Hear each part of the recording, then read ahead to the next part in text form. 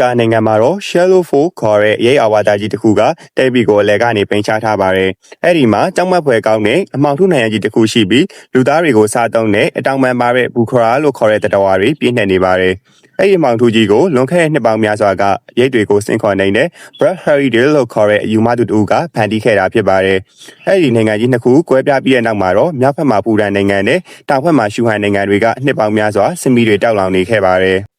Backup စစ်တပ်မှာတော့တပ်မတော်2မျိုးရှိပါတယ်။တမန်စစ်သားတွေပါဝင်တဲ့ပထမတပ်မတော်နဲ့ Grisha လို့ခေါ်တဲ့မော်စမာတွေကိုအသုံးပြုနေတဲ့ဒုတိယတပ်မတော်တို့ပဲဖြစ်ပါတယ်။ဒါပေမဲ့ Grisha တွေဟာအတိတ်ကအယူမှားတွေကြောင့်ပြည်သူတွေရဲ့မုတ်တီရှင်ကိုခံခဲ့ရပါတယ်။အရှိဘကမှာတော့မြေပုံဆွဲသူအလီနာဟာသူမရဲ့မိခင်ကရှူဟန်ဖြစ်တဲ့အတွက်လူမှုရေးခွဲခြားဆက်ဆံခြင်းကိုခံနေရပါတယ်။သူမရဲ့မိဘတွေကိုဖိုးထဲမှာအသက်ဆုံးရတဲ့အတွက်မိဖမဲ့ကေဟာမှာကြီးပြင်းခဲ့ရပြီးသူမရဲ့ရုပ်ရည်ကိုဘယ်သူမှဂရုမစိုက်တဲ့ငញ្ញရဲ့နေရာတစ်ခုကိုသွားဖို့အတွက်ဖို့ကိုဖျက်ပြောဖို့အတွက်ဆန္ဒပြင်းပြနေပါတယ်။အခုတော့အလီနာဟာပထမတက်မတော်နဲ့အတူမြေပုံဆွဲသူအဖြစ်လိုက်ပါလာပြီးဖို့ကိုအနီးကပ်ပြင်းရတော့မှဖြစ်တဲ့အတွက်စိတ်လှုပ်ရှားနေပါတယ်။အချိန်တည်းမှာပဲ Gulf မြို့မှာတော့အလီနာရဲ့ငယ်တငယ်ချင်းမော်ဟာ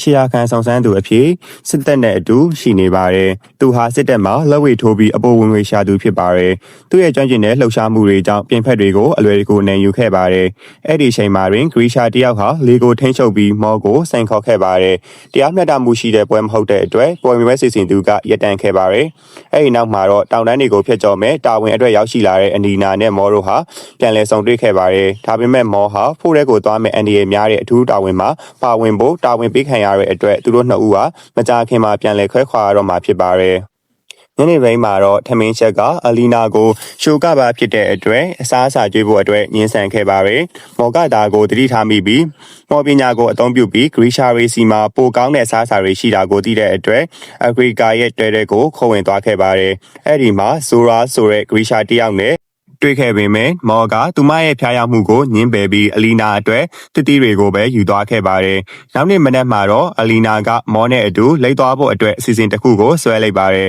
။သူမဟာသူတို့သွားမဲ့နေရာရဲ့မြေပုံကိုတိတ်တဆိတ်မီးရှို့လိုက်ပြီးမိအိမ်ပြုတ်ကြတာကြောင့်ဖြစ်ရလီဟန်နဲ့ဖန်တီးခဲ့ပါတယ်။အကျိုးဆက်အနေနဲ့သူမရဲ့တယူနစ်လောအဆိုပါခီးစင်မှာပါဝင်ဖို့တာဝန်ပေးခြင်းကိုခံလိုက်ရပါတယ်။အကြခင်မှာပဲသူတို့စီးလာတဲ့တင်မောဟာဖိုးရဲကိုရောက်ရှိသွားပြီးနှက်ဆိုင်တဲ့အမောင်ထုကဝန်းရံသွားပါတော့တယ်။ဘူခရာရဲ့အာယုံစိတ်မှုကိုမခံရအောင်မိအလုံးကိုပိတ်ထားပြီ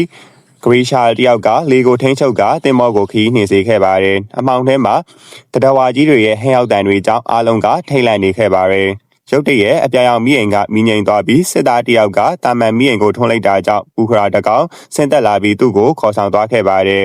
။မိလာမှုကြောင့်ဘူခရာတွေပုံမရောက်ရှိလာခဲ့ပြီးတင်မောပေါ်မှာသွေးချောင်းစီးတိတ်ပွဲဖြစ်ပွားခဲ့ပါတယ်။ဂရီရှာတယောက်ကမိမော်ပညာနဲ့ခုခံပေမဲ့ဘူခရာရဲ့တပ်ပြတ်ခြင်းကိုခံလိုက်ရပြီးမြေပုံဆွဲသူအက်စလီကတော့ကြောက်လန့်ပြီးတင်မောပေါ်ကခုံချထွက်ပြေးသွားခဲ့ပါတယ်။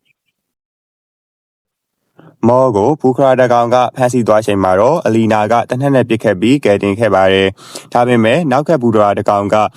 လီနာကိုထပ်မံဖမ်းဆီးသွားတဲ့အတွက်အလီနာဟာမော်ရဲ့လက်မောင်းကိုတင်းတင်းဆုပ်ကင်ထားရင်းသူမရဲ့တကူလုံးဟာမယုံနိုင်စရာကောင်းတဲ့အလေးနံတွေထွက်ပေါ်လာခဲ့ပါတယ်။အနောက်ဘက်ကာမှာတော့စစ်သားတွေကတင်မောပြောက်ဆုံးသွားပြီလို့ယူဆနေချိန်မှာအက်စလီဟာဖိုးရဲကနေအသက်ဘေးကနေလွတ်မြောက်လာခဲ့ပြီးမင်းမျောသွားခဲ့ပါတယ်။တစ်ချိန်တည်းမှာပဲကတန်တန်မြို့ကလောင်းကစားရုံတစ်ခုမှာတနက်သမားရက်စပါကလိန်လေသူတအုပ်ကိုဖော်ထုတ်နိုင်ခဲ့ပါတယ်။အဲ့ဒီနောက်မှာတော့အဖွဲ့ကောင်းဆောင်ကကပ်စီကိုအီနဲ့ရောက်ရှိလာခဲ့ပြီးအရှိရက်ကာကဖိုးရဲကိုဖျက်သွားပြီးတစုံတစ်ခုယူဆောင်သွားရမယ်အခကြေးငွေအမြောက်များရရှိမဲ့အလုပ်အကြောင်းကိုသတင်းပါလာခဲ့ပါတယ်။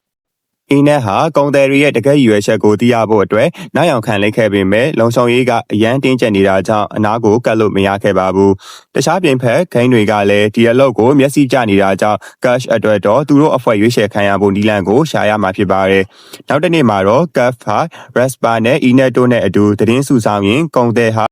လူတွေကိုအမှန်တိုင်းပြောင်းအောင်လုပ်နိုင်တဲ့ hard render လို့ခေါ်တဲ့နှလုံးသားထိန်းချုပ်သူတယောက်ကိုလိပ်ရှာနေတာဖြစ်ပါတယ်။အဲ့ဒီအချိန်မှာပဲ Caf ရဲ့ပြိုင်ဖက် Badger နဲ့သူ့ရဲ့လူတွေဟာ club manager တယောက်ကိုဝိုင်းဝန်းရိတ်တွေတိတ်ခိုက်နေတာကိုတွေ့ရပါတယ်။ club မှာရှိတဲ့ hard render လမ်းဖေးလုံးသမားမလေးကိုငှားဖို့အတင်းကျပ်ခိုင်းစေပါတယ်။ ဒါပေမဲ့ manager ကညှင်းဆန်လိုက်ပြီးအသက်ခံလိုက်ရပါတယ်။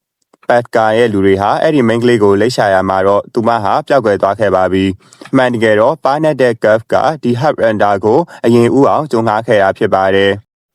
Cash တို့အဖွဲ့ဟာကုန်တယ် Dragon ရဲ့အိမ်ကိုရောက်ရှိသွားပြီးလုံခြုံရေးတွေကိုပတ်စံအတူနဲ့လှည့်စားကအိမ်ထဲအထိရောက်သွားခဲ့ပါတယ်ညှင်းမှုတွေလုပ်ပြီးတဲ့နောက်မှာတော့ကုန်တယ်က LZ ဆိုတဲ့စစ်သားနဲ့မိတ်ဆက်ပေးပါတယ်LZ ဟာဖိုးထဲမှာတောက်ပတဲ့အလင်းရောင်တွေကဘူခရာတွေကိုဖျက်ဆီးပစ်ထားလို့ပြောပါတယ်။ကုန်တယ်ကတော့ဒါကိုမှန်တိုင်းသိရှင်တာကြောင့် Hub Render ရဲ့စွမ်းအားကိုသုံးပြီး LZ ကိုမစ်စစ်ဆေးခဲ့ပါတယ်။အဲ့ဒီမှာတင် LZ ကဒန်နာအီလာဆမ်ဆူမူနာဟာအလီနာဖြစ်ကြောင်းဝန်ခံလိုက်ရပါတယ်။ဒါကိုသိသွားတဲ့ကုန်တယ်က Ashley ကိုတပ်ပြီး Cash တို့အဖွဲ့ကအလီနာကိုဖမ်းခေါ်ဖို့တာဝန်ပေးလိုက်ပါတယ်။သူတို့ဟာဖိုးထဲကိုဖျက်ကျော်ပုံဒီလန်ကိုရှာဖွေဖို့မနေ့မိုးလေးနဲ့အထိပဲအချိန်ရတော့တာပါ။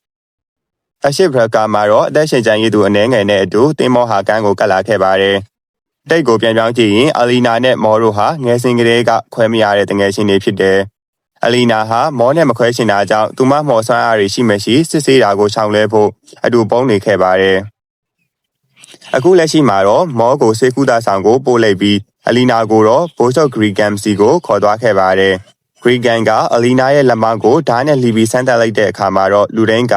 န်အော်လောက်အောင်စူးချတဲ့အလင်းနှံတွေထပ်ပေါ်လာခဲ့ပါတယ်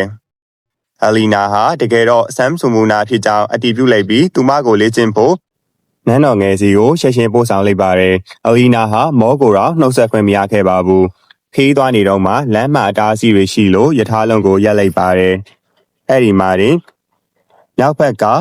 ဆုံးမုတ်ဆိုတွေပေါ်ပေါက်လာခဲ့ပြီးယထာလုံးကိုဝိုင်းဝန်းပစ်ခတ်ပါတော့တယ်။ဂရီရှာတွေကမော်အဆန်းအားတွေနဲ့ပြန်လည်ခုခံပေးမယ်။ရန်သူလက်ဖြောင်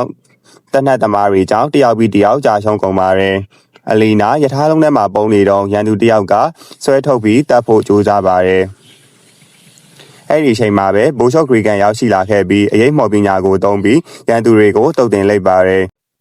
ဂရီကန်ရဲ့ဆွမ်းအားတွေကိုကြောက်ပြီးကျန်တဲ့သူတွေကလည်းထွက်ပြေးသွားကြပါတယ်။နောက်ဆုံးမှာတော့အလီနာဟာဂရီကန်နဲ့အတူနိုင်ငံရဲ့လုံခြုံဆုံးနေရာဖြစ်တဲ့နန်းတော်စီကိုပဲပြန်ရောက်သွားခဲ့ပါတယ်။ဒါပေမဲ့အလီနာကတော့အထီးကျန်ပြီးစိတ်သက်သာနေပါတယ်။သူ့ရဲ့ခေါင်းအောက်မှာတော့ဓမြောင်တစ်ချောင်းကိုအသင်းဆောင်ထားခဲ့ပါတယ်။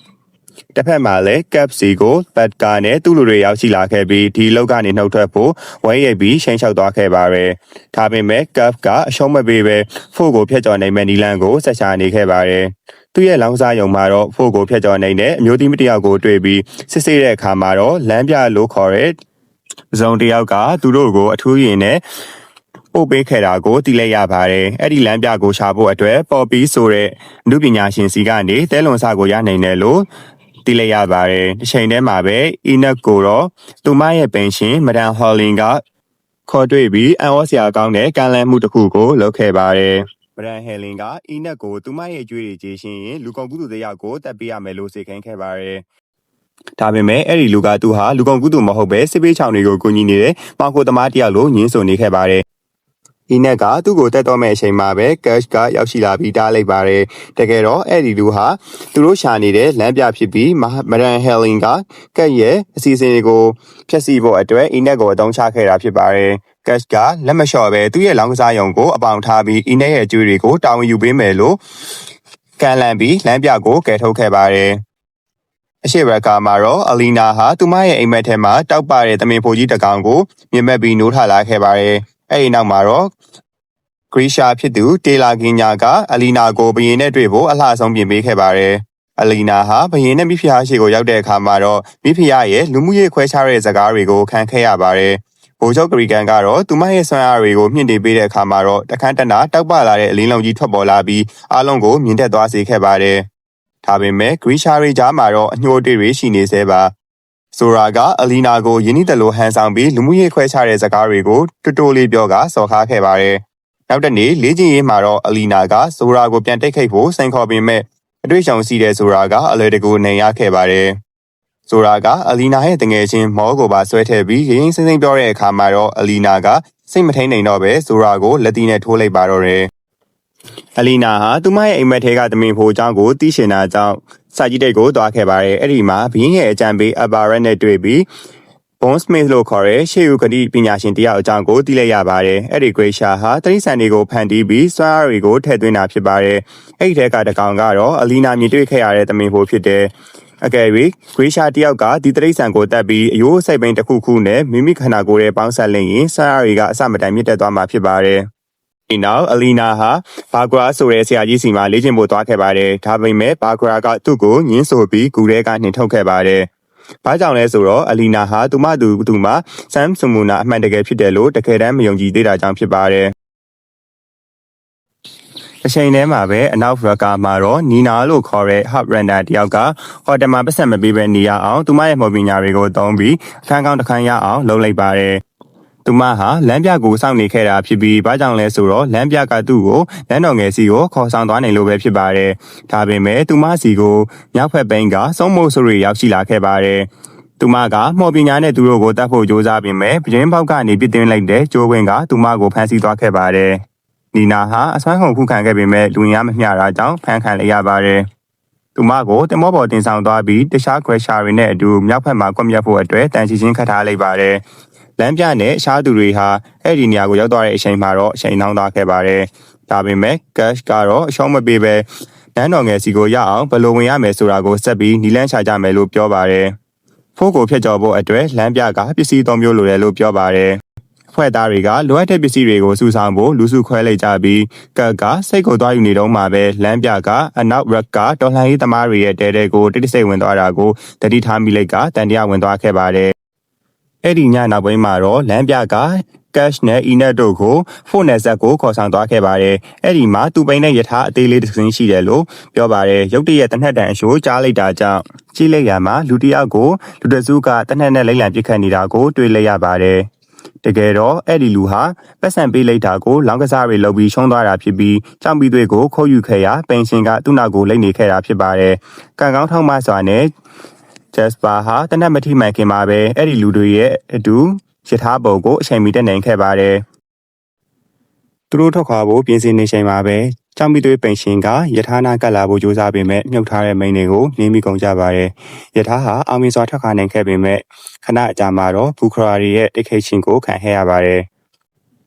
ပုံမှန်ဆိုရင်လမ်းပြကယထာကိုအချိန်မြင့်ပြီးသူတို့လက်ကလွတ်အောင်မောင်းနေပေမဲ့အခုတော့ဂျက်စပါကကြောင်ပြီးသွေးပေါင်20စာ16ပေါင်ပဲယူလာတဲ့အတွက်အချိန်မမြင့်နိုင်ပဲဖြစ်နေပါတယ်။ယထာရှိမှာတော့ရှွန်ထက်တိမ်မှာဘူခရာတွေကအချိန်နဲ့တိတ်မိပြီးတေကုံကြရာသူတို့ရဲ့သူတွေဟာယထာရဲ့အထိတ်အထိစီးဝင်လာခဲ့ကြပါတယ်ဘူခရာတကောင်ဟာအဆိုပါတိမ်မှာပတော်တဆညှိတွယ်သွားခဲ့လို့ယထာရဲ့အလေးရှင်ဟာပုံမများပြတာကြောင့်လွတ်မြောက်ဖို့အတွက်အခွင့်အလမ်းတွေပါသွားခဲ့ပါတယ်ဒါပေမဲ့နောက်ဆုံးမှာတော့သူတို့အားလုံးဟာယထာနဲ့ဖို့အပြင်ဘက်ကိုအောင်မြင်စွာရောက်ရှိသွားခဲ့ပါတယ်အတန်ကြားတဲ့နောက်မှာတော့အလီနာနဲ့မော်တို့ဟာတယောက်ကိုတယောက်စာရေးနေကြပေမဲ့အဆိုပါစာရီဟာတစ်ဖက်စီကိုမရောက်လာခဲ့ဘူးဆိုတာကိုသိလိုက်ရပါတယ်။နေ့လည်ခင်းတစ်ခုမှာတော့ဘိုးချုပ်တဦးကသမင်ဖိုကြီးကိုရှာဖွေတွေ့ရှိတဲ့ပဲစစ်သားကိုမဆိုဆွလက်အနေနဲ့နန်းတော်ငယ်စီတို့အလဲအပတ်ပို့ပေးမယ်ဆိုပြီးတော့ကီရီကန်ကနေပြီးတော့ကမ်းလန်းချောင်းပြောလာခဲ့ပါတယ်။မောကသမင်ဖိုပုံကိုမြင်လိုက်တာနဲ့ဒါဟာအလီနာဆွဲထားတဲ့ပုံမှန်သိလိုက်ရတဲ့အတွက်အလုံးလုံးဖို့ကိုစေတနာဝန်ထမ်းအဖြစ်အစည်းအဝေးပေးလိုက်ပါတယ်နောက်ဆုံးမှာတော့တောင်တန်းနေရှိရာမြောက်ဖက်စီကိုတမင်ဖို့ကိုရှာဖို့အတွက်ထွက်လာခဲ့ကြပါတယ်။မကြာခင်မှာပဲသူတို့ဟာဖူတာနယ်မြေထဲကိုရောက်ရှိသွားပြီးရန်သူတွေရဲ့ရှာဖွေတွေ့ရှိမှုကိုခံခဲ့ရပါတယ်။မောဟာဓာတ်ခိန်ထားတဲ့မျိုးသားတယောက်နဲ့အပြင်းထန်တိတ်ခိတ်ပြီးတဲ့နောက်မှာသူ့စီကလက်နက်ကိုလူယူကအဆိုပါရန်သူလက်နက်နဲ့ပဲပြန်တက်လိုက်နိုင်ခဲ့ပါတယ်။အဲဒီနောက်သူ့တငယ်ချင်းကိုကူညီဖို့ကြိုးစားပေမဲ့သူ့ရဲ့ရှေ့တောင်မှာမြားပစ်ခံလိုက်ရပါတယ်။ကံကောင်းကသူ့တငယ်ချင်းတွေတယောက်ကိုတယောက်ကူညီရင်းအဆိုပါတိတ်ပွဲကိုအနေရရှိခဲ့ပါတယ်။ဒါပေမဲ့တစ်ပင်တွေပေါ်မှာပုံနေတဲ့နောက်ထပ်စစ်သား2ယောက်ကစစ်တပ်နဲ့ရုတ်တရက်ဝုန်းပစ်ခတ်ပါတယ်။မောဟာပခုံးမှန်တနက်မှန်ပြီးတတိလစ်သွားကစစ်တပ်ထဲကသူ့ရဲ့အစောပိုင်းနေ့ရက်တွေကိုအမမတ်နေခဲ့ပါတယ်။သူဟာစစ်ထောက်ပံ့ရေးအရာရှိအလီနာကိုလူမှုရေးခွဲခြားတဲ့စကားပြောတာကြားလိုက်ရလို့အဲ့ဒီလူကိုပလင်းနဲ့ရိတ်ခဲ့တာပါမောဟာအလီနာရဲ့အခန်းဘေးကအခန်းထဲမှာအထက်ခံခဲ့ရပြီးသူတို့2ယောက်ဟာတူညီတဲ့အမာရွတ်တွေရှိကြပြီးကိုတတိထားမိခဲ့ကြပါတယ်စက္ကန့်ပိုင်းကြာမှာတော့မောနိုးလာပြီးသူ့တငယ်ချင်းကိုပြစ်လိုက်တဲ့ကျန်တဲ့စစ်သား2ယောက်ကိုအမှန်ပဲပြစ်တက်လိုက်ပါတယ်သူ့တငယ်ချင်းတွေအတွက်ဝမ်းနဲ့ပူဆွေးနေတော့မှပဲမောဟာအတန်တန်ကိုကြားလိုက်ရပြီးတစ်ပင်နေကြားမှာတမင်ဖိုကြီးကိုရုတ်တရက်တွေ့လိုက်ရပါတယ်နိုင်နေငယ်ကြပြီးတဲ့နောက်မှာတော့သူဟာစခန်းကိုလုံခြုံစွာပြန်ရောက်ရှိလာခဲ့ပါတယ်။အတန်ကြာတဲ့နောက်မှာတော့အလီနာဟာစနစ်တကျလေ့ကျင့်မှုကိုခံယူဖို့ဘာဂရာစီကိုပြန်သွားခဲ့ပါတယ်။ဘာဂရာဟာအရန်တင်းကျပ်ပြီးအလီနာအမားယုံလုံးမိတဲ့ရိတ်နှက်ကစာရီအများကြီးဖတ်ခိုင်းပြီးသူမရဲ့အိတ်ဆက်တဲ့အလေးချင်းကိုပြုပြင်ခိုင်းပါတယ်။ရက်တွေကုံဆုံးလာတာနဲ့အမျှအလီနာရဲ့မော်ပညာဟာတိုးတက်လာခဲ့ပြီးအလင်းလုံးတိတိလေးတစ်ခုကိုဆင့်ခေါ်လာနိုင်ခဲ့ပါတယ်။ နေ့လည်ခင်းတစ်ခုမှာတော့ဘာဂရာကအလီနာကိုလက်ဖက်ရည်တိတ်လိုက်တဲ့အတွက်အလီနာဟာအတိတ်ကအမှတ်တရဟောင်းတွေကိုပြန်လည်မြင်လောင်လာပါတယ်။မိဘမဲ့ဂေဟာမှာဂရရှာစစ်ဆေးမှုလုပ်တဲ့နေ့ကသူမနဲ့မောတို့ပုံပြီးစူးစမ်းရင်အရင်ဖမ်းခံခဲ့ရကစစ်ဆေးမှုကိုခံယူခဲ့ရပါတယ်။မောကဒဏ်ရာရလို့စစ်ဆေးမှုမခံယူနိုင်ပေမဲ့အလီနာကတော့သူမရဲ့စွမ်းရည်တွေကိုဖုံးကွယ်ဖို့အတွက်ကိုတိတ်တဆိတ်ဒဏ်ရာပေးပြီးလိန်လည်ခဲ့တာကြောင့်စစ်ဆေးမှုမအောင်မြင်ခဲ့တာပါ။ဘာဂရာကတော့ဒါကအလီနာအနေနဲ့အခြားသူတွေနဲ့အတူမိမိကိုနောက်တော့အောင်လုပ်နေတဲ့တက်သေးတာဖြစ်တယ်လို့ယူဆခဲ့ပါတယ်။အဲဒီညနောက်ပိုင်းမှာတော့အလီနာဟာနန်းတော်ငယ်စီရဲ့ပက်ပက်လဲကိုလမ်းလျှောက်ထွက်ရင်းကရီကန်တယောက်စစ်ဆေးရေးစီမံချက်တွေအတွက်စိုးရိမ်နေတာကိုတွေ့လိုက်ရပါတယ်။သူ့ရဲ့ပက်ပက်လဲမှာတော့အရေးတွေဟာပုံမိုးဆိုးလာတာနဲ့အမျှသူဟာမျောလင်းချက်မဲ့ပြီးအထီးကျန်နေရလို့ဝန်ခံခဲ့ပါတယ်။ဒါကြောင့်အလီနာကသူ့ရဲ့လက်ကိုဆုပ်ကိုင်ပြီးသူ့ရဲ့ပက်ပက်လဲမှာအလင်းရောင်တွေကိုဖန်တီးပေးလိုက်ပါတယ်။သူတို့နှစ်ယောက်နန်းနမိတယ်လို့ဖြစ်သွားပေမဲ့ဘာမှမဖြစ်ခင်မှာအလီနာကထွက်ခွာသွားခဲ့ပါတယ်။နောက်တစ်နေ့မှာတော့အလီနာစားဖို့တမားစီကိုသွားပေးပေမဲ့မောစီကဘာသာမှရောက်မလာသေးခဲ့ပါဘူး။မောကသူမကိုမေးသွားပြီလို့ယူဆပြီးတဲ့နောက်မှာတော့နောက်ဆုံးမှာသူမအကန်ကြမာကိုလက်ခံလိုက်ပြီးဘာဂရာစီကိုပြေးသွားကကြီးမားတဲ့လင်းလုံးတစ်ခုကိုဖန်တီးပြလိုက်ပါတယ်။သူမရဲ့အခန်းကိုပြန်ရောက်တဲ့အခါမှာတော့ဂျင်းညာကိုသူမရဲ့လက်ကအမာယုတ်ကိုဖျောက်ပေးဖို့တောင်းဆိုလိုက်ပါတယ်။အရှိရခါမှာတော့ကက်ဖီရဲ့အဖွဲ့ဟာနန်းတော်ရဲ့မြေပုံမိတ်တူကိုတော်ဝင်မော်ကွန်းတိတ်မှာရှိနေမှန်းသိလိုက်ရပါတယ်။ဒါကြောင့်လမ်းပြကသူတို့ကိုကူညီနိုင်မဲ့အဆက်အသွယ်ရှာနေတော့မှကျန်တဲ့3ယောက်ကခိုးယူဖို့အစီအစဉ်ဆွဲကြပါတယ်။ကက်ဖဟာဘရင်အတွက်လုပ်ပေးရမယ့်အလုပ်တစ်ခုအတွက်နန်းတော်ရဲ့အတိုင်းတာပမာဏကိုတီးဖို့လိုနေတဲ့ဗဟုဆရာတဦးအနေဖြင့်ဟန်ဆောင်က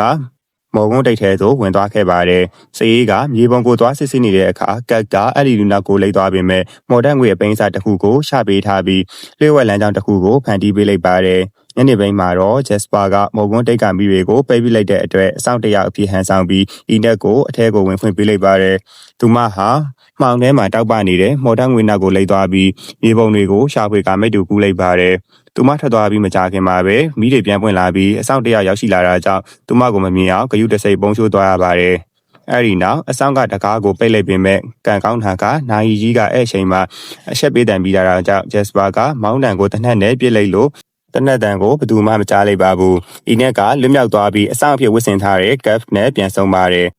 အဲဒီနောက်မှာတော့သူတို့ဟာနန်းတော်ကစောင်းရသည့်ပွဲတော်မှာဖျော်ဖြေမဲ့စက်ကက်အဖွဲ့သားတွေနဲ့ရင်းနှီးအောင်လှုပ်ထားတဲ့လမ်းပြစီကိုတွားတွေ့ပါရယ်လမ်းပြကသူတို့ရဲ့ဝေဟင်ကျွမ်းကျုံပါသမားကိုဒဏ်ရာရအောင်လုပ်ပြီးတော့မတော်တဆမှုကိုဖန်တီးခဲ့ပါတယ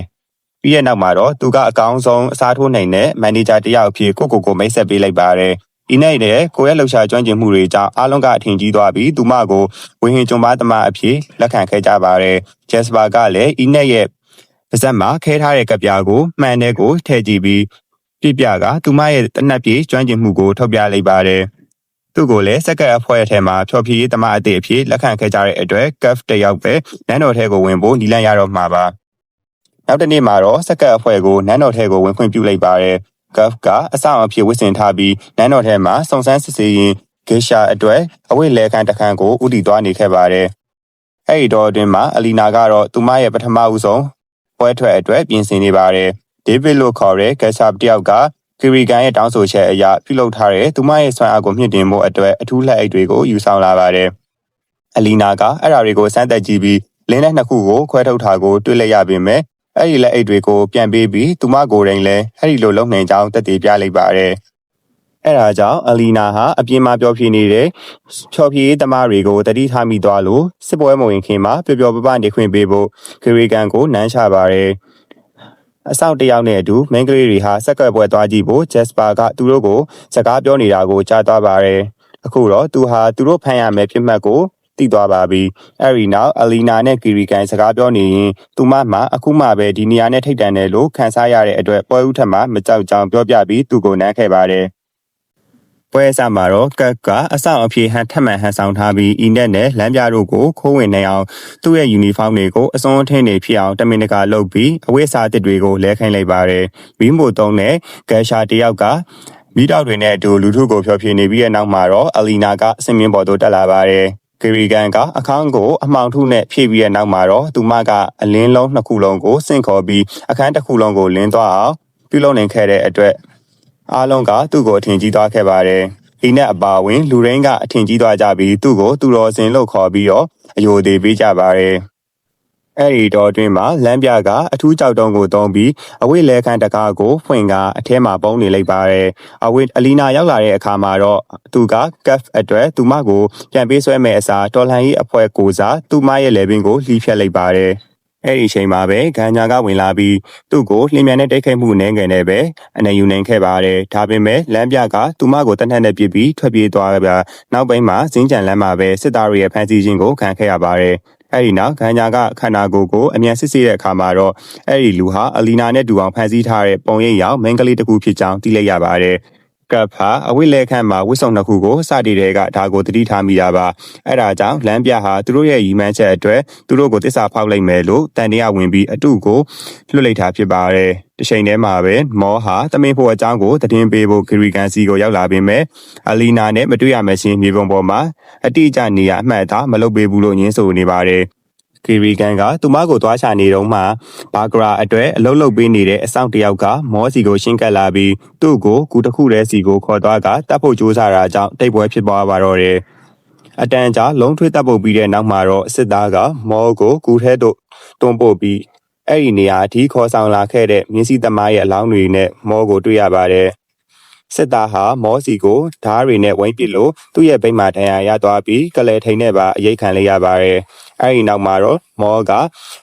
မီးထိုးထုတ်တန်တချောင်းနဲ့ပြန်လဲတိတ်ခိန်နေခဲ့ပါတယ်။အဆိုပါစစ်သားဟာမော်ဆွမ်းအားရှိသူဖြစ်ကြောင်းထုတ်ပြပြီးမီးထိုးထုတ်တန်ကိုအန်ရှိုးကပြန်လဲတိတ်ခိတ်ခဲ့ပေမဲ့လှုပ်ရှားမှုတွေပြီးမှတော့မောကသူမကိုဓာတ်နဲ့ထိုးပြီးတတိလက်အောင်လုံနိုင်ခဲ့ပါတယ်။ဂရီကန်စီကိုပြန်သွားရရင်တော့သူဟာအလီနာကိုသူ့ရဲ့အဆောင်စီကိုခေါ်သွားပေမဲ့မောအကြောင်းကိုတော့ထည့်မပြောခဲ့ပါဘူး။သူတို့နှစ်ဦးနန်းနေကြရင်အခြေအနေတွေအချိန်တက်လာပေမဲ့အဆောင်တစ်ယောက်ကတိတ်ခိတ်မှုတွေအကြောင်းသတင်းပေးလာတာကြောင့်ကြားဖြဲနှောက်ယှက်ခြင်းခံလိုက်ရပါတယ်။သူတို့ထွက်သွားတာနဲ့တပြိုင်နက်လျှို့ဝှက်တကားတစ်ခုပွင့်လာပြီးဘာဂရာဝင်လာခဲ့ပါတယ်။သူဟာအလီနာကိုကျွန်းတယောက်မဖြစ်ခင်ဒီတန်းတော်ကနေထွက်သွားဖို့လိုတယ်လို့ပြောပြီးလျှို့ဝှက်ဦးမင်ခေါင်းထဲကနေဆွဲခေါ်သွားခဲ့ပါတယ်။ဂရီကန်ဟာအမောင်ထုကိုဖျက်ဆီးရှင်တာမဟုတ်ပဲအဲ့ဒါကိုပိုရှက်ထွင်ပြီးလက်နက်တစ်ခုဖြစ်အသုံးချခြင်းကြောင့်ဘာဂရာကရှင်းပြပါတယ်။ဂရီကန်ဟာတာမန်ကရှာတယောက်မဟုတ်ပဲဖို့ကိုဖန်တီးခဲ့ပြီးလူသားတွေကိုဘူခရာတွေအဖြစ်ပြောင်းလဲခဲ့တဲ့မူလာဟာရီတစ်ဖြစ်ကြောင်းပြောခဲ့ပါတယ်။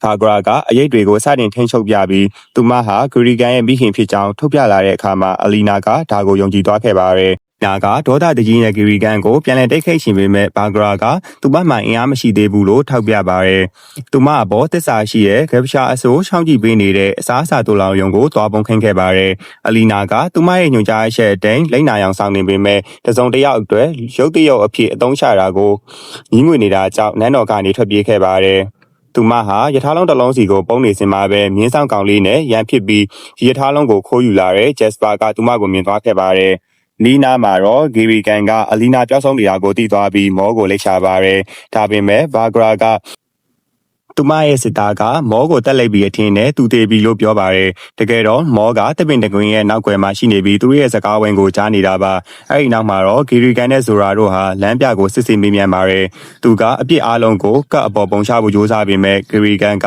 လမ်းပြဟာတော်လိုင်းရေးသမားတွေနဲ့ဆက်နွယ်နေတာကိုသိလို့သူ့ရဲ့ရိတ်တွေနဲ့တက်ပြစ်လိုက်ပါတယ်။တချိန်တည်းမှာပဲအီနက်နဲ့ကပ်တိုဟာပွဲထဲမှာမီးမော်တုံးသွားတဲ့ဂက်ရှာတယောက်အကြောင်းကိုတတိထားမိတာကြောင့်သူတို့နှစ်ယောက်လူစုခွဲပြီးမျက်ရှိဖက်ဖို့ကြိုးစားကြပါတယ်။အဆိုပါဂက်ရှာကသူတို့နောက်ကိုဖျားเจ้าတစ်ခုရဲ့အထိလိတ်လာတဲ့အခါမှာတော့ကပ်ကအခွင့်အရေးကိုအသုံးချပြီးအနောက်ကနေအလင်းငိတ်ဖန်ကမော်ပညာကိုမသုံးနိုင်အောင်သူ့ရဲ့လက်ချက်ချင်းရှိုးပြလိုက်ပါတယ်။ဒါပေမဲ့ဒီကရှာကလက်တစ်ဖက်ထဲနဲ့လုံနေတာကြောင့်မီးလုံးကိုမပြစ်ခင်မှာပဲအီနက်ကသူ့ရဲ့ခေါင်းကိုတမြောင်နဲ့တပြစ်တက်လိုက်ပါတယ်။အဆောင်တွေပိုရောက်လာတယ်မှဖြစ်လို့သူတို့နှစ်ဦးဟာဆမ်ဆွန်မူနာကိုမိထားပြီးလို့ပြောရဲဂျက်စပါနဲ့ဆုံဖို့အပြင်မှာအမြန်ပြေးလာခဲ့ကြပါတယ်သူတို့ရထားလုံးနဲ့ထွက်ခွာသားပြီးခဏအကြာမှာတော့အလီနာဟာသူမရဲ့မော်ပညာကိုတုံးပြီးရထားလုံးရဲ့နောက်ဖုံကိုဖွင့်လိုက်တဲ့အခါမှာတော့သူမကိုစောင့်နေတဲ့အဖွဲသား၃ယောက်ကိုတွေ့လိုက်ရပါတယ်သူတို့ကသူမကိုဖို့ကိုဖျက်ကျော်ပြီးအနောက်ဖယ်ကာကိုဘေးကင်းကင်းနဲ့ပြန်ပို့ပေးနိုင်ဖို့ကမ်းလှမ်းခဲ့ပေမဲ့အလီနာကသူတို့ကိုမယုံကြည်တာကြောင့်သူမရဲ့စွမ်းအားနဲ့သူတို့ကိုလမ်းဖြန့်အောင်လုပ်လိုက်ပါတယ်ဒီနက်ကတော့တိတ်ပြီးတိုက်ခိုက်မှုမရှိပေမဲ့အလီနာကိုလွတ်ပေးလိုက်ပါတယ်ရိုးထဲမှာလမ်းဆောင်နေတော့အလီနာဟာသူမကိုရှုကပြမှန်တည်သွားတဲ့စစ်သား2ယောက်နဲ့တိုးပြီးအနောက်ရှက်ပေးခြင်းခံရပါတယ်။ဒါကြောင့်သူမကတယောက်ကိုလက်သီးနဲ့ထိုးနောက်တယောက်ကိုမော်ပညာနဲ့မျက်စိကွယ်အောင်လုပ်ပြီးထွက်ပြေးခဲ့ပါတယ်။ ကျင်းမြောက်နဲ့လမ်းတချို့ကိုဖျက်ကျော်ပြီးတဲ့နောက်မှာတော့သူမဟာတောအုပ်ထဲကိုရောက်ရှိသွားပြီးမောနဲ့နောက်ဆုံးမှပြန်လည်ဆုံတွေ့ခဲ့ပါတယ်သူတို့နှစ်ဦးဟာစစ်သားတွေနဲ့ဝေးစီသို့ပြေးကြပြီးနောက်ဆုံးမှာတော့တယောက်စီကိုတယောက်စာရီမရောက်ကြောင်းနားလည်သွားကြပါတယ်။မောကတမင်ဖို့အကြောင်းကိုပြောပြတဲ့အခါမှာတော့ဂီရီကန်ဟာသူမရဲ့မှတ်တမ်းစာအုပ်ထဲကပုံကိုခိုးယူသွားတာမှန်အလီနာတိသွားပြီးဘာဂရာပြောတဲ့စကားတွေမှန်ကြောင်းအတည်ပြုနိုင်ခဲ့ပါတယ်။သူတို့နှစ်ဦးဖလက်တကင်းနှုတ်ဆက်ပြီးတဲ့နောက်မှာတော့ဆက်လက်ခီးနှင်ခဲ့ကြပြီးညအိနာကိုဖို့နေရာတစ်ခုရှာတွေ့ခဲ့ပါတယ်။အေရှန်လွန်နာကြောင့်အလီနာကသူတို့ကိုနှွေးထွေးရှည်ဖို့အတွက်အလင်းလုံးတစ်ခုဖန်တီးပေးလိုက်ပါတယ်။နောက်တစ်နေ့မနက်မှာတော့အလီနာကမောရဲ့တန်ရာကိုပြုစုပေးရင်းသမင်ဖို့နောက်ကိုလိုက်ပြီးသူမရဲ့ဆွမ်းအားတွေကိုမြင့်တင်ကန်ဂီရီကန်ကိုအနေယူဖို့ဆုံးဖြတ်လိုက်ပါတယ်။မြို့ထဲမှာတော့ဂီရီကန်နဲ့သူ့လူတွေဟာအခိုးခံလိုက်ရတဲ့ယထာလုံးကိုတွေ့သွားခဲ့ပါတယ်။ဒါပေမဲ့သူတို့ဖွင့်ကြည့်လိုက်တဲ့အခါမှာဘုံအသေးလေးတစ်ခုပောက်ကွဲသွားခဲ့ပါတယ်။ဒါဟာသူတို့ကိုရှာဖွေတွေ့ရှိသွားတဲ့ကက်ဖ်ရဲ့အဖွဲ့ကိုတတိပေးလိုက်တာဖြစ်လို့သူတို့ဟာကက်ဖ်ရှာစစ်တပ်ကိုလူစုခွဲဖို့အတွက်လမ်းခွဲလိုက်ကြပါတော့တယ်။တေဆုံးသွားတဲ့မိမော်ဆီယာမရဲ့ညီမဖြစ်သူအီနက်ရဲ့ဓာတ်ကိုမှတ်မိသွားပြီးကလေးစားရှိဖို့အတွက်ဘီးတောက်တွေနဲ့ဆက်ရှင်ဝိုင်းပစ်လိုက်ပါတယ်။ဒါပေမဲ့မတော်တဆအရက်သားတွေကိုထိမိသွားပါတယ်။ရက်စပါကတော့အဝိရှော်စိန်တစိန်မှာပုံနေပေမဲ့သူ့ရဲ့နှလုံးသွန်သံကိုကြားနေတဲ့ဟပ်ရန်ဒါတူကနောက်ကနေလိုက်လာခဲ့ပါတယ်။ဂျက်စပါကပုံနေရင်းနဲ့အဆိုပါရုရှားတနက်စတင်ပစ်ခတ်ပြီးကြီးစံတွေကသူ့ရဲ့နေရာတစ်ခုတည်းကိုပဲထက်ခါထိမှန်အောင်လုပ်ပါရဲနောက်ဆုံးမှာတော့အဲ့ဒီလူဝစ်ထားတဲ့ကြီးကအင်ကြီးပောက်သွားပြီးကြီးစံဟာကေရှာကိုတန်ရာရစေတာကြောင့်ဂျက်စပါကအခွင့်အရေးကိုတုံးပြီးသူ့ကိုတတိလစ်အောင်လုပ်လိုက်ပါရဲလမ်းမပေါ်မှာတော့အီနက်ကမီးမော်ဆီယာမကိုသူမရဲ့ဓာတ်တွေနဲ့တိုက်ခိုက်ပြီးသူမစီကိုပြစ်လွတ်လိုက်တဲ့မီးတောက်တွေကိုရှောင်တိုင်းဖို့အမြန်လှုပ်ရှားရပါတယ်အီနက်ကပုံအောင်နေရာကနေအေရှာကိုအလင်းငိတ်ဖမ်းပြီးဓာတ်နဲ့ထိုးလိုက်ပြီးမဲ့နောက်ထပ်လူမသက်ရှင်တော့တာကြောင့်အသက်အန္တရာယ်မရှိတဲ့နေရာကိုရွေးထိုးခဲ့ပါတယ်ဒါပေမဲ့အဆိုပါကေရှာကအီနက်ရဲ့ရှိရသူမှန်သမျှကိုတပ်ပစ်မယ်လို့ကျင်းဆိုလိုက်တဲ့အခါမှာတော့သူမမှာအဲ့ဒီမိန်းကလေးကိုအဆုံးစီရင်ဖို့ကလွဲလို့တခြားရွေးစေရှာမရှိတော့ပါဘူးအဒီနာမှာရှိတဲ့ဆိုရာဟာသူမရဲ့လေမော်ပညာကိုတုံးပြီးလူအုပ်ကိုဖယ်ရှားပြီးကက်ဖ်နောက်ကိုလိုက်လာပေမဲ့ကက်ဖ်ကသူ့ရဲ့အဝေးစားတွေကိုအခြားသူတွေကိုပေးထားခဲ့မှန်းသိလိုက်ရပါတယ်။ဒါပေမဲ့ကက်ဖ်ကလမ်းကြားတစ်ခုထဲမှာဂီရီကန်နဲ့ပိတ်မိသွားပြီးဂီရီကန်ကလမ်းကြားတစ်ခုလုံးကိုအရေးတွေနဲ့စတင်ဖြစ်လိုက်ပါတယ်။ကက်ဖ်ကအလီနာဟာသူမရဲ့ကိုပိုင်ဆန္ဒနဲ့ထွက်ပြေးသွားတာဖြစ်ကြောင်းပြောပြပြီးအာယုံလွှဲဖို့အတွက်ဘုံသေးလေးတစ်ခုကိုပြစ်ဖောက်ကထွက်ပြေးလွတ်မြောက်သွားပါတယ်။ကက်ဖ်ရဲ့အဖွဲ့ပြန်လည်ဆုံစည်းပြီးတဲ့အခါမှာတော့သူတို့ဟာယထာလုံးထဲကစစ်သားကိုအမြန်ပဲတပီးမအောင်လုပ်ပြီးဂီရီကန်ရဲ့ယထာလုံးကိုခိုးယူသွားကြပါတယ်။ဂီရီကန်ကတော့အလီနာကိုဦးစားပေးရှင်တာကြောင့်သူတို့နောက်ကိုလိမ့်မနေတော့ပါဘူး။အဲ့ဒီအချိန်မှာဒေးဗစ်ကဂျင်းညာဟာအလီနာကိုရကာမာမရှိတဲ့ရှားပါတတူနဲ့လှုပ်ထားတဲ့လက်စုပ်တကွင်းကိုပေးထားကြောင်းထောက်ပြပါရယ်အကယ်၍ဒေးဗစ်ကသူမနဲ့တမိုင်အကွာကိုရောက်မယ်ဆိုရင်အဲ့ဒီလက်စုပ်ကိုအာရုံခံနိုင်မှာဖြစ်ပါရယ်ဒါကြောင့်သူတို့ဟာဒီရေရှင်းကိုသုံးပြီးသူမကိုစတင်ရှီယာခံကြပါရယ်အလီနာရဲ့တိတ်ခိတ်ရှင်းကိုခံခဲ့ရတဲ့စစ်သားတွေစီကလည်းရှီယာခံသမားတယောက်ကသူမအကြောင်းကိုလာမေးသွားတယ်လို့ကြားလိုက်ရတဲ့အတွက်ဂီရီကန်ဟာသူမဟာတမင်ဖို့နောက်ကိုလိမ့်နေပြီဆိုတာကိုသိသွားပါတယ်တချိန်တည်းမှာပဲနီနာပါလာတဲ့တင်မောဟာမုံဒိန်းတန်ကြောင့်ပျက်စီးသွားပါတယ်သူမဟာအပျက်စီးတစ်ခုကိုအမိပြုပြီ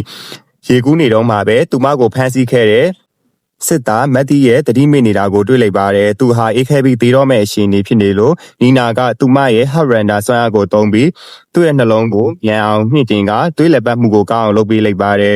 ်သူနိုးလာတဲ့အခါမှာတော့နီနာကိုဆုံးမရုပ်လို့ခေါ်ပြီးရေထဲကိုပြုတ်ကျသွားပြီးမဲ့အသက်ရှင်ဖို့အတွက်သူတို့ပူးပေါင်းဖို့လိုတဲ့အကြောင်းကိုနားလည်သွားပြီးအပြည့်အစည်ပေါ်ကိုပြန်တက်လာခဲ့ပါတယ်။သူကဘေးကင်းရာကိုကူးခတ်နေချိန်မှာနီနာကသူ့ရဲ့နှလုံးကိုခုံနေအောင်ကူညီပေးရမှာဖြစ်ပါတယ်။နောက်ဆုံးမှာလည်းသူတို့ကမ်းခြေကိုရောက်ရှိသွားပြီးတောင်ပေါ်ကခိုလုံရတစ်ခုကိုရှာဖွေတွေ့ရှိခဲ့ပါတယ်။သူတို့ဟာလူမရှိတဲ့တဲအိမ်လေးတစ်ခုကိုတွေ့သွားပြီးနီနာကသူ့ရဲ့ရေဆိုးနေတဲ့အဝတ်တွေကိုရှုပ်ကာတားမွေးတွေကိုဖုံးခဲ့ပေမဲ့မက်တီရက်ကတော့ဆုံးမတယောက်ရဲ့ရှေ့မှာအားနဲ့ရှက်မပြရှင်လို့အဝတ်မရှုပ်ပဲငင်းဆန်နေခဲ့ပါတယ်။အဝတ်မရှုပ်ရင်အေးခက်တည်သွားလိမ့်မယ်လို့နီနာကထောက်ပြလိုက်ခါမှာတော့သူစိတ်ပြောင်းသွားပြီးခန္ဓာကိုယ်အပူချိန်မျှဝေနိုင်ဖို့အတွက်သူမနဲ့အတူအိယာထဲမှာလာအိပ်ပါတယ်နောက်တစ်နေ့မနက်မှာသူတို့တောင်ပေါ်ခီးဆက်ကြရင်နီနာကရေခဲပြင်ပပလေးကိုမတော်တဆပြုတ်ကျသွားပေမဲ့မက်တီရက်ကသူမကိုအချိန်မီဖမ်းဆီးကြိတ်တင်နေခဲ့တာကြောင့်သူမအံ့ဩသွားခဲ့ပါတယ်။အဲဒီနောက်အတိတ်ကိုပြန်ပြောင်းပြောပြရမှာတော့လွန်ခဲ့တဲ့နှစ်ပေါင်းများစွာကလူငယ်ဘဝဂီရီကန်ဟာတောအုပ်ထဲမှာမြင်းစီရင် ကုသသူလူဒါနဲ့စုံတွေ့ဖို့တဲ့အိမ်လေးစီကိုရောက်ခဲ့ပါတယ်သူတို့ထွက်ပြေးဖို့ပြင်ဆင်နေကြပေမဲ့မကြခင်မှာပဲစုံမတွေရဲ့တိတ်တဆိတ်လေ့ကျင့်ပေးမှုနဲ့သူတို့ကိုဖမ်းဆီးစေတဲ့စစ်သားတွေကတဲ့အိမ်ကိုဝင်ထားလိုက်ပါတယ်။ဂီရီကန်ကလက်နဲ့ချတယ်လို့ဟန်ဆောင်နေတော့စစ်သားတွေကသူ့ကိုမြားနဲ့ပစ်ခတ်ပေမဲ့လူဒါကအထဲကနေသူ့ကိုကုသပေးနေပါတယ်။သူ့ကိုသူနဲ့ဖျားတပါလို့သူတို့ကိုယုံကြည်အောင်လုပ်ဖို့ကြိုးစားပေမဲ့စစ်သားတယောက်ကအိမ်ထဲကိုရှာဖွေရင်းလူဒါကိုတွေ့သွားပြီးရှက်ရှင်ထားနဲ့ထိုးလိုက်ပါတယ်။ဒေါသထက်သွားတဲ့ဂီရီကန်ကသူ့ရဲ့အရေးမော်ပညာနဲ့စစ်သားအလုံးကိုတပ်ပစ်လိုက်ပါတယ်။အဲ့ဒီနောက်သူဟာလူဒါကိုမြင်းပေါ်တက်ပြီးနောက်ဆုံးမှာနန်းတော်ဖြစ်လာမဲ့ကပ်ရှာတို့ရဲ့ခိုလုံရနေရာကိုရအောင်ခေါ်သွားခဲ့ပါတယ်။ကံမကောင်းစွာနဲ့ပဲကုသသူတယောက်တွေနဲ့လူဒါကိုကယ်တင်ဖို့အချိန်နှောင်းသွားပါပြီ။အဲ့ဒီနောက်ဂီရီကန်ကဘာဂရာကိုဘယင်ကကပ်ရှာရီအားလုံးကိုတတ်ဖို့လာနေပြီဖြစ်ကြောင်းသတိပေးဖို့ကြိုးစားပါတယ်။ဘာဂရာကတော့သူဟာသူ့ရဲ့စွမ်းအားတွေကိုအလွန်အကျွံထုတ်ပြပြီးဘယင်ကိုကြောက်လန့်အောင်လုပ်ခဲ့တာဖြစ်လို့သူ့ကိုအပြစ်တင်ပါတယ်။သူမကသူတို့အတူတူထွက်ပြေးဖို့အလိုရှိပေမဲ့ဂီရီကန်ကညှင်းဆိုပြီးသူ့ရဲ့ဘိုးရှန်ထားခဲ့တဲ့မှတ်တမ်းတွေအတိုင်းသူ့ရဲ့ကိုယ်ပိုင်ကရှာစစ်တပ်ကိုတည်ထောင်ရှင်နေပါတယ်။ဒီလိုမော်ပညာဟာအန်ဒီရဲ့များတယ်လို့သူ့ရဲ့မိခင်တတိပေးချက်ကိုလှစ်လူရှုပြီးဂီရီကန်ကသူ့အဖိုးရဲ့မှတ်တမ်းတွေကိုရှာဖွေကသူ့ရဲ့သွေးကြောတွေကိုမဲမောင်သွားစေပြီးသူ့ကိုပုံမိုးစွမ်းအားထက်စေမဲ့ကာထာကိုရွတ်ဆိုလိုက်ပါတယ်။အဲ့ဒီချိန်မှာပဲစစ်သားအုပ်စုကြီးဟာခိုလွန်ရနေရာကိုဝင်ထားလိုက်ပါတော့တယ်။ဂီရီကန်ဟာအပြင်ထွက်ပြီးသူပုံမအားကောင်းလာတဲ့အရေးမော်ပညာနဲ့စစ်သားတွေကိုတုံ့လှုပ်သွားအောင်လုပ်လိုက်ပါတယ်။သူဟာစစ်သားတွေကိုတိုက်ဖြတ်နေရင်စွမ်းအားကိုထိန်းချုပ်မှုလွတ်သွားပြီးအမဲအောင်ပြီးခိုးတွေအများကြီးထွက်ပေါ်လာကအမောင်ထုကိုဖန်တီးလိုက်ပါတယ်။အဲ့ဒီမှာရှိတဲ့လူသားတွေအားလုံးဟာလည်းဘူခရာအဖြစ်ကိုပြောင်းလဲသွားပါတယ်။တခုတည်းသောအသက်ရှင်ကျန်ရည်သူကတော့ဘာဂရာဖြစ်တာကြောင့်ဂီရီကန်ကသူမကိုခေါ်ပြီးထွက်သွားခဲ့ပါတယ်။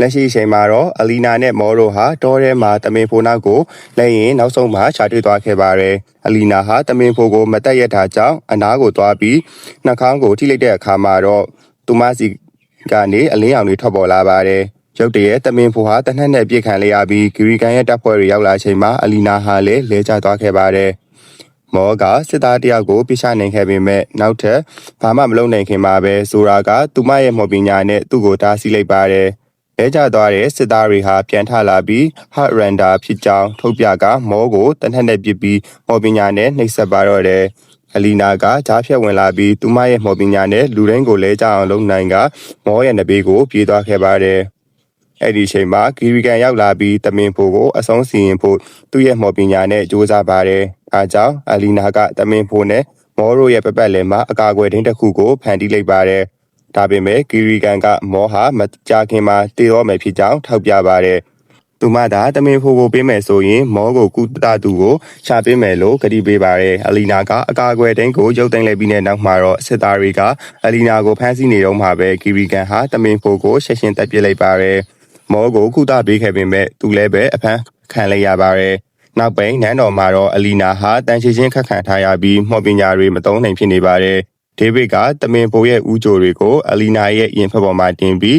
းဦးကြိုရိုးပန်းစားတစ်ခုကိုတော့ဂီရီကန်ရဲ့လက်ပေါ်မှာတင်ထားပါတယ်။ပြီးနောက်သူတို့နှစ်ဦးကိုရှိတ်ပေးတဲ့ထုံးစံတစ်ခုကိုလှုပ်ပါတယ်။ဦးကြိုပန်းစားတွေဟာသူတို့ရဲ့ရေပြားတွေကိုနှိပ်ဝင်သွားပြီးသူတို့နှစ်ဦးပေါင်းစည်းလိုက်ပါတယ်။အခုဆိုရင်ဂီရီကန်ဟာအလီနာကိုထိလိုက်တာနဲ့သူမရဲ့မော်ဆွမ်းအားတွေကိုအသုံးပြုနိုင်ပါပြီ။နောက်တစ်နေ့မှာတော့အလီနာကိုကတ်မြို့ကိုပြန်လည်ခေါ်သွားပါတယ်။ချင်းညာကသူမစီလာတွေ့ပြီးဘရင်နဲ့နေမကောင်းဖြစ်နေတဲ့အတွက်အပါရက်ကဘရင်ကိုစားအုပ်ချုပ်နေကြောင်းပြောပါတယ်။ချန်ညာဟာဘိုးချုပ်အဖြစ်ယာတူတိုးသွားကြောင်းကိုလည်းပြောလိုက်တဲ့အခါမှာတော့ချန်ညာဟာဂီရီကန်အတွက်အမြဲတမ်းတချို့လုပ်ပေးနေမှအလီနာသိလိုက်ရပါတယ်။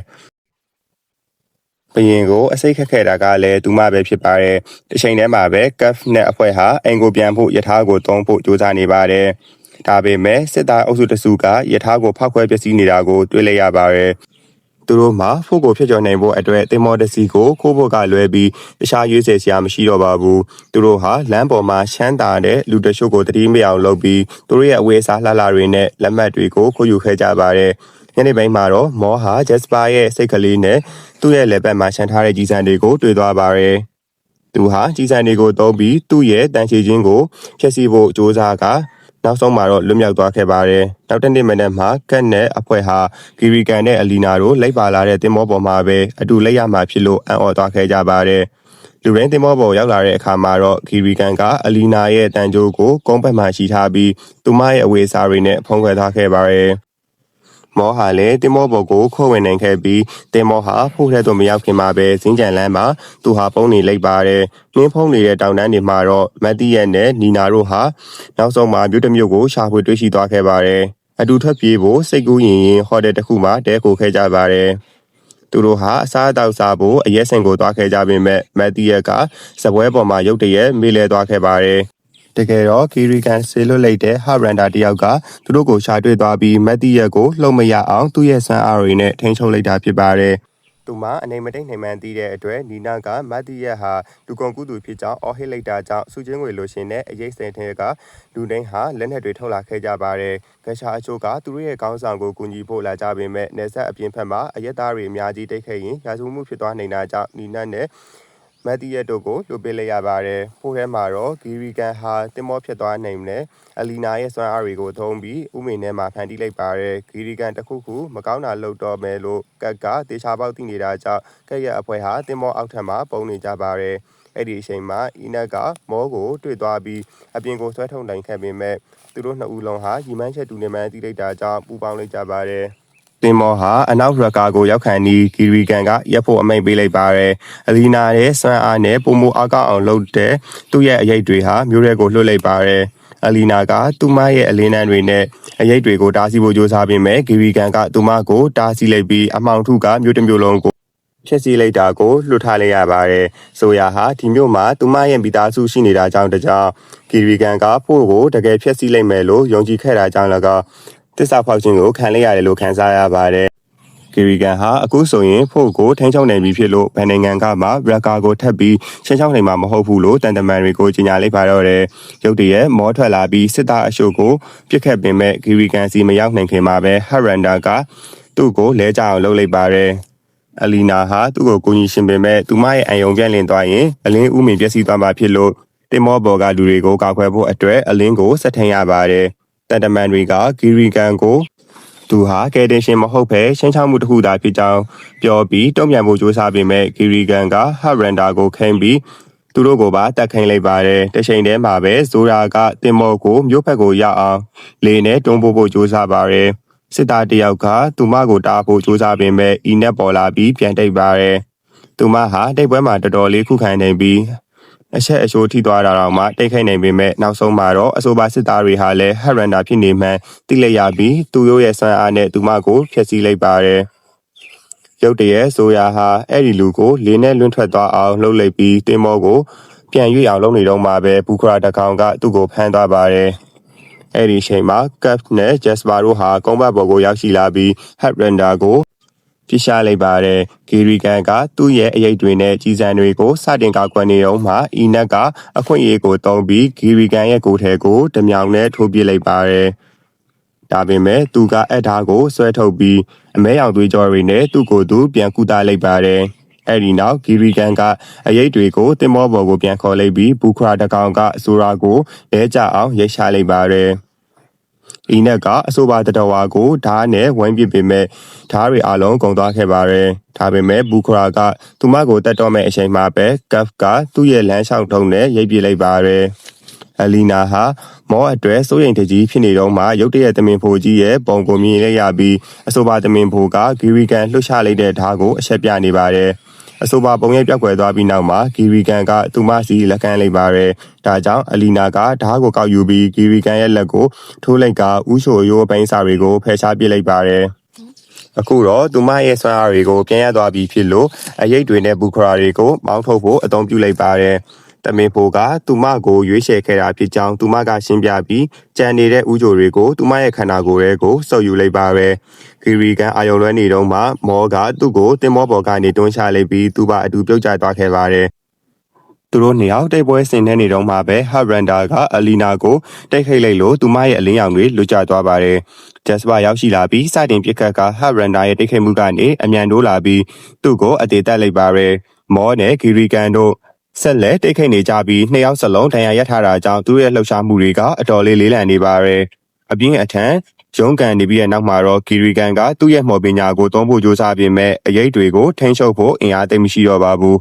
မောကသူ့ကိုတနက်အဆက်အရှို့နဲ့အာယုံလွှဲထားတော့မှအနောက်ကဘူခရာတကောင်ပေါ်လာပြီးဂီရီကန်ကိုဖမ်းသွားပါတယ်။ဘူခရာရီတင်မောကိုစတင်ဝိုင်းလာတဲ့အချိန်မှာမောကပြန်သွားပြီးအလီနာကိုနှိုးလိုက်ပါတယ်။သူမကရှက်ရှင်းမဲ့သူမရဲ့မော်ပညာကိုပြန်ဖွင့်လိုက်ပြီးအနောက်ရကာစီကိုဘေးကင်းကင်းနဲ့ရောက်အောင်လုပ်ပေးလိုက်ပါတယ်။ခဏအကြာမှာတော့အဖွဲ့သားတွေဟာမိဖို့ဘေးမှာနာနာအနေနဲ့ဘာဆက်လုပ်ရမယ်ဆိုတာကိုဆွေးနွေးနေကြပါတယ်။ဂျက်စပါနဲ့အီနက်တို့ကအလီနာကိုပြန်ပေးဆွဲဖို့စိတ်မပါပေမဲ့ကပ်ကတော့လူလားပုံမရတာကြောင့်အလီနာကသူမရဲ့ကြောက်မြိတ်ဒနာတွေနဲ့သူတို့ကိုနှုတ်ပိတ်လိုက်ပါတယ်။ဆိုတာကသူမရဲ့မိသားစုကိုတွားချခြင်းပေမဲ့အဖွဲ့ကနေမထွက်ခင်မှာပဲအလီနာလှုပ်ဆောင်ချက်တွေအတွက်ကျေးဇူးတင်ကြောင်းပြောသွားပါတယ်။အဲ့ဒီနောက်အဖွဲ့သားတွေဟာအနီးဆုံးမြို့ကိုတွားပြီးကက်တရန်မြို့ကိုတွားမဲ့တင်မောပေါ်ကိုတက်လိုက်ကြပါတယ်။အဲ့ဒီတင်မောထဲမှာတော့မတ်တီရဲ့ဟာအရှုပ်ခန်းထဲမှာတန်ရှည်ချင်းနဲ့ခက်ခံထားရပါတယ်။ဒီနာကဒါဟာသူ့ကိုကဲတင်နိုင်မဲ့တခုတည်းသောနီလန်ဖြစ်ကြောင်းပြောပေမဲ့သူကသူမကိုမယုံကြည်ပဲသူ့ကိုတစ္ဆာဖောက်တယ်လို့ယူဆကသူမကိုပြန်လဲတိတ်ခိတ်ပါတယ်။နီနာကကုန်းဘတ်ဘော်ကိုပြန်မတက်ခင်မှာဒါကိုဖြည့်ရှင်းနိုင်မယ်လို့ကတိပေးခဲ့ပါတယ်။ကုန်းဘတ်ကိုမှာတော့ကပ်ကသူ့ရဲ့နောက်ထပ်အစီအစဉ်အတွက်ဟရန်ဒါတယောက်လိုအပ်လိမ့်မယ်လို့ပြောတန်ကိုကြားလိုက်ရပါတယ်။မောနဲ့လီနာတို့ကတော့ခဏတာလောက်ထွက်ပြေးပုံးဆောင်နေဖို့သဘောတူလိုက်ကြပြီးသူမအင်အားတွေလုံလောက်ပြီးဆိုရင်ဖို့ကိုဖျက်ဆီးဖို့ပြန်လာမှာဖြစ်ပါတယ်။ဖို့အကြောင်းပြောရရင်တော့ဂီရီကန်ဟာဒဏ်ရာအပြင်းထန်ရထားပေမဲ့အသက်ရှင်လျက်နဲ့ပြန်ထွက်လာခဲ့ပါတယ်သူကငါးနောက်လိုက်ခဲဆိုတဲ့စကားကိုတိုးတိုးလေးယူတဲ့အခါမှာတော့တရဝအုပ်ကြီးကသူ့နောက်ကနေထွက်လာပါတော့တယ်။အခုလိုစိတ်ဝင်စားစရာကောင်းတဲ့ရုပ်ရှင်တွေကိုထပ်မံကြည့်ရှုနိုင်ဖို့အတွက် subscribe လေးလုပ်ထားပြီးဘေးက notification လေးကိုဖွင့်ထားဖို့မမေ့ကြပါနဲ့ဗျာ။အားပေးတဲ့တယောက်ချင်းစီကိုကျေးဇူးတင်ပါတယ်။